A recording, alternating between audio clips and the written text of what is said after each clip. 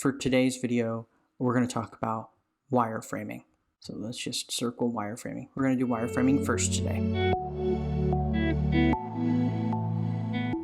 In today's episode, we're going to talk about wireframing. So grab that popcorn, let's dive in.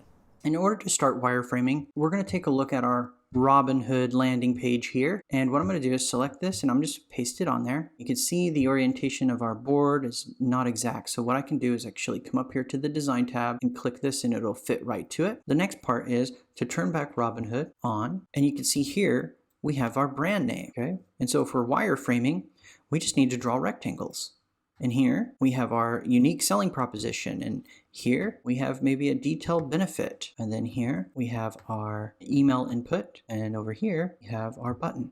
So I can go ahead and make that dark, make it the same size. Now we had text inside it, so for a wireframe, I can draw another piece of text here and darken it. And for this, I can use white, but the gray has enough contrast anyway, so that's good enough. And then here we have the actual logo, so I'll put that here. Okay, cool. All right, you see how we're wireframing here?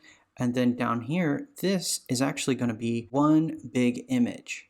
So instead of tracing around the perimeter, we're actually just going to do a big square, rectangles on rectangles, and then we're going to put a cross through it. So there we have it. We have our landing page wireframe. All right, gang, that concludes our first video in the series of how to take your design from Figma to HTML and CSS.